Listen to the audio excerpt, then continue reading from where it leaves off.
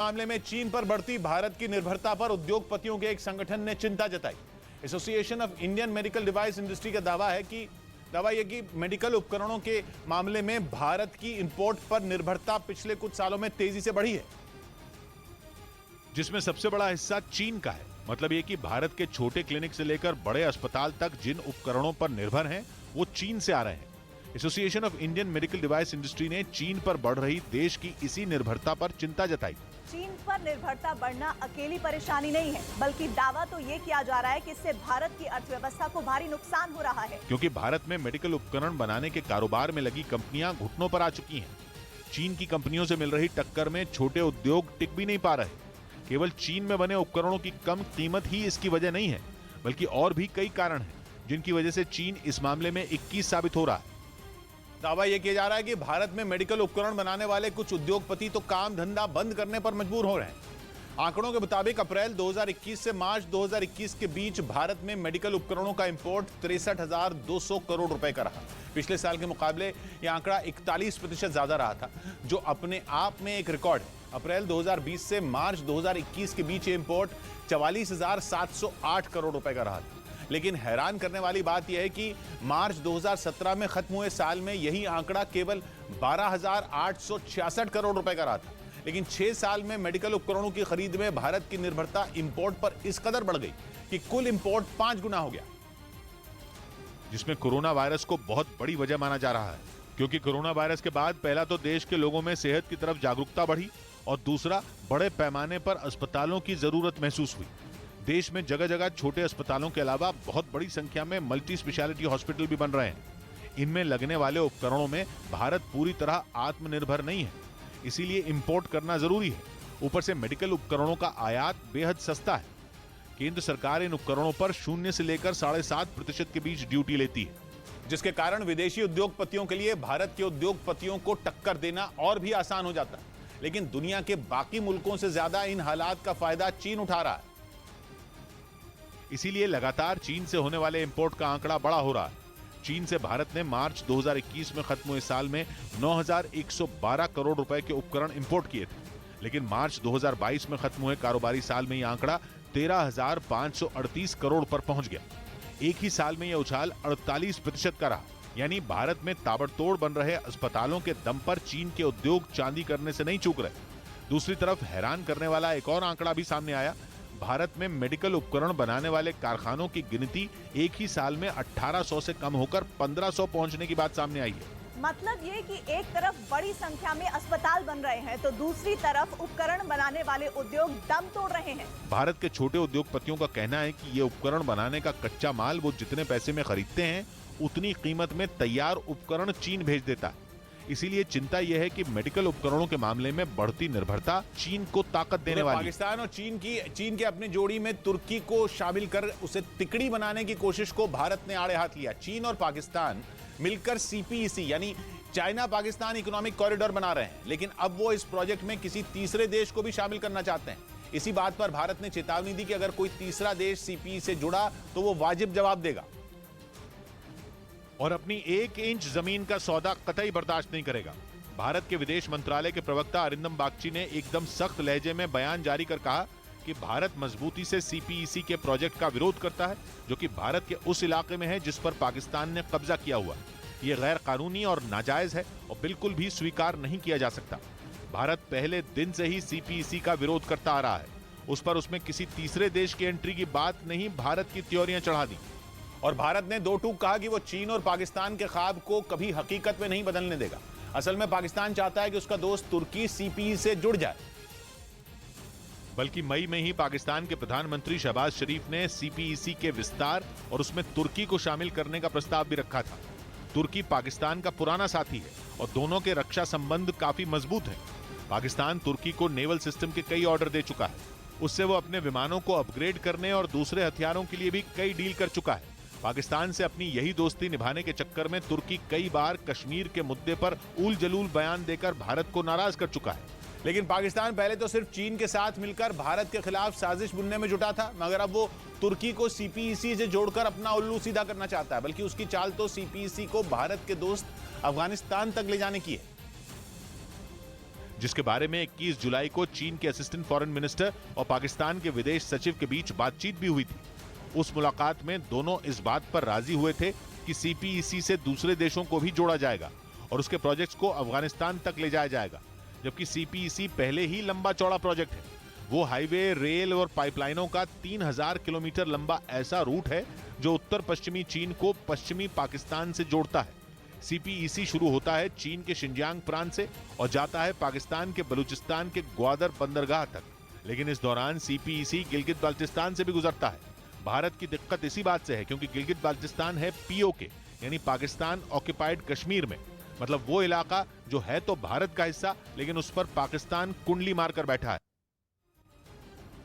राजस्थान के जोधपुर में बारिश आफत बनी हुई है। लगातार बारिश ने कई इलाकों के हालात बदतर कर दिए हैं। जोधपुर के लोहावत इलाके से जो तस्वीर सामने आई उससे लोग दहशत में हैं। जोधपुर के कई इलाकों में तेज बारिश का दौर जारी है। जिले के लोहावत कस्बे में खौफनाक तस्वीर सामने आई। यहाँ तेज बारिश की वजह से सड़कें जलमग्न हो गई हैं। नदी और बरसाती नाले उफान पर हैं। लोहावत समेत आसपास के 3 जगहों से रेल की पटरी के नीचे से गिट्टी निकल गई, जिसे देख लगता है कि यहाँ कभी भी कोई बड़ा हादसा हो सकता है।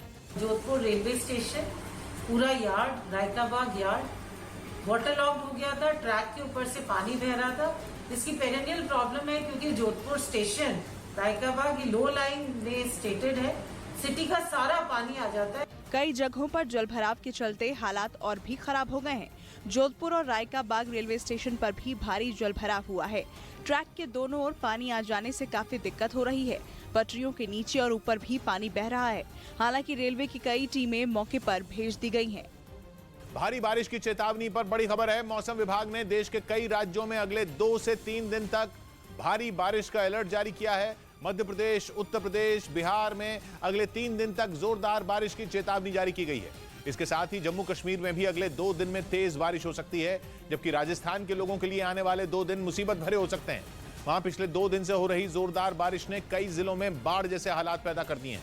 ऐसे में अगर आने वाले 48 घंटों में वहां तेज बारिश हुई तो लोगों की मुश्किलें और बढ़ जाएंगी, क्योंकि पहले ही वहां भीषण बारिश ने लोगों का जीना मुहाल कर दिया है। सबसे बुरा हाल तो जोधपुर का है। वहां लगातार दूसरे दिन भी इतनी बारिश हुई कि पहले से ही डूबे कई इलाकों में हालात और भी बदतर हो गए। जोधपुर के लोहावत इलाके से जो तस्वीर आई उसने लोगों को खौफ से भर दिया। वहां यात्रियों से भरी एक निजी बस सड़क पार करते वक्त पानी के तेज बहाव की चपेट में आ गई। इसके बाद बस सड़क से उतरी और ढलान में जाकर फंस गई। गनीमत यह रही कि वक्त रहते बस से सारे यात्री उतर गए, जिससे उनकी जान बच गई। थोड़ी देर तक पानी की तेज धार से जूझने के बाद बस बहकर गायब हो गई। लेकिन हैरानी की बात यह रही कि जिस जगह बस तेज रफ्तार पानी का मुकाबला नहीं कर पाई, उसी जगह से कई लोग सड़क पार करते नजर आए, जैसे इन लोगों को अपनी जान की फिक्र ही न हो। जबकि 2 दिनों से जोधपुर में हो रही भीषण बारिश की वजह से अब तक कई लोगों की मौत हो चुकी है। खुद वहां के प्रशासन ने लोगों से अपील की कि वो जर्जर मकान और खतरे वाली जगहों को छोड़कर सुरक्षित इलाकों में चले जाएं। क्योंकि 2 दिन में हुई कई घंटों की बारिश ने वहां दहशत फैला दी। वहां के रानीसर और मेहरानगढ़ से जो तस्वीरें आई वो भी दहला देने वाली थी। भारी बारिश की वजह से वहां भी सड़कों पर पानी का ऐसा तेज बहाव दिखा मानो वहां बने मकान किसी नदी के बीच बने हों। जोधपुर के ही खेतानाड़ी इलाके में एक मकान ढहने से हड़कंप मच गया। बारिश की वजह से उसका एक हिस्सा पूरी तरह गिर गया। बताया गया कि हादसे में एक महिला की मौत हो गई। और निकाले तो निकले जब भी नहीं, सब पकड़ के खींच के बाहर निकाला। हालांकि प्रशासन लगातार प्रभावित इलाकों में राहत पहुंचाने का दावा कर रहा है, लेकिन कई कॉलोनियों में बारिश बंद होने के बाद भी हालात खराब दिखे। ये पानी में देखिए कि घर में तकरीबन 4 फीट से ऊपर पानी है इसके अंदर, और घर खाली करके जा चुके हैं। बारिश से बिगड़े हालात को देखते हुए लगातार दूसरे दिन जोधपुर के सभी निजी और सरकारी स्कूल बंद रहे। उधर तेलंगाना की राजधानी हैदराबाद में भारी बारिश लोगों के लिए मुसीबत का सबब बन गई। वहां कई घंटों तक लगातार बारिश होने से नदियों का जलस्तर अचानक बढ़ गया और कुछ जगहों पर नदी का पानी पुल के ऊपर से भी बहने लगा, जिसकी वजह से एक इलाके में मोटरसाइकिल सवार की जान पर बनाई, जो पुल की रेलिंग पकड़कर खड़े होने के लिए मजबूर हो गया, क्योंकि उस पुल पर पानी का बहाव इतना तेज था कि उसकी मोटरसाइकिल बीच में ही फंस गई। वो तो गनीमत ये रही कि उसे पुल की रेलिंग का सहारा मिल गया, लेकिन मोटरसाइकिल सवार सैलाब का ज्यादा देर तक सामना नहीं कर सकता था। तभी ट्रैफिक पुलिस वालों की नजर उस पर पड़ गई और वो अपनी गाड़ी लेकर उसके पास पहुंच गए, जिसके बाद उन्होंने उसकी तरफ अपना हाथ बढ़ाया और उसे अपनी गाड़ी के ऊपर खींच लिया। उसकी मोटरसाइकिल भी चेन से बांध दी गई ताकि वो पानी में बह न जाए। बारिश के बाद इसी तरह के हालात पूरे शहर में बन गए। सड़कों के अलावा कई घरों में भी बारिश के पानी ने कब्जा जमा लिया। अक्सर आपने हाथियों के रोड पर आने की घटनाएं सुनी होंगी। ऐसा ही कुछ वाकया हुआ कालाढूंगी नैनीताल रोड पर। हाथियों का एक झुंड जंगल से निकलकर रोड पर आ गया। फिर क्या था, लोगों की सांसें अटक गईं। दरअसल रोज की तरह लोग रोड पर बेखौफ चल रहे थे। अचानक घने जंगल को चीरते हुए हाथियों का एक झुंड हुंकार भरता रोड पार करने लगा। एक नहीं, दो नहीं, कई हाथी जंगल के एक छोर से दूसरे छोर पर जाते नजर आए। इस दौरान सड़क के दोनों ओर ट्रैफिक जैम रहा। तस्वीरें कालाढूंगी से नैनीताल रोड की है। जैसे ही हाथी झाड़ियों को साइड करते हुए रोड पर दाखिल हुए, लोगों की सांसें अटक गईं। पहले कुछ लोगों ने शुरुआत में हॉर्न बजाकर और हल्ला कर हाथियों को सड़क से दूर करने की कोशिश की, लेकिन गजराजों का मोड देख लोगों ने शांत होने में ही भलाई समझी। तकरीबन आधे घंटे बाद छोटे बड़े 13 हाथी रोड को छोड़ जंगल की ओर चले गए। तब जाकर लोगों ने राहत की सांस ली।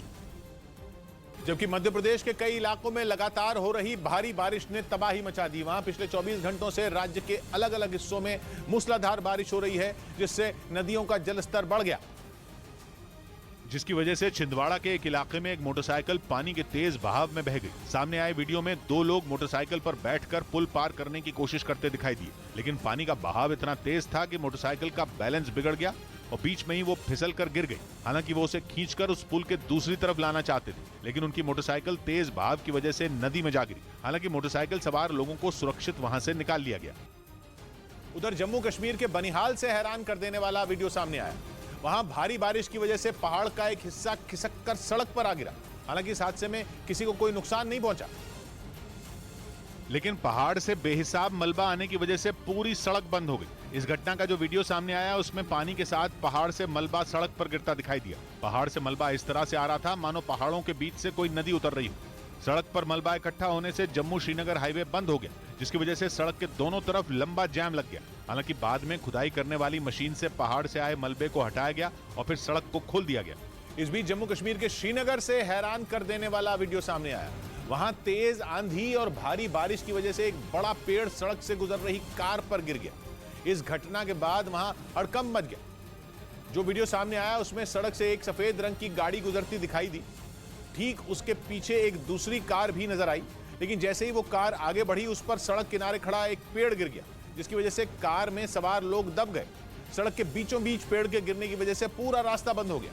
इसके बाद फौरन कार में फंसे लोगों को किसी तरह बाहर निकाला गया और उन्हें इलाज के लिए अस्पताल ले जाया गया। बताया गया कि इस हादसे में 3 लोग घायल हो गए, जिनमें 2 की हालत गंभीर बनी हुई। इधर कश्मीर और राजस्थान में पाकिस्तानी साजिश नाकाम कर दी गई।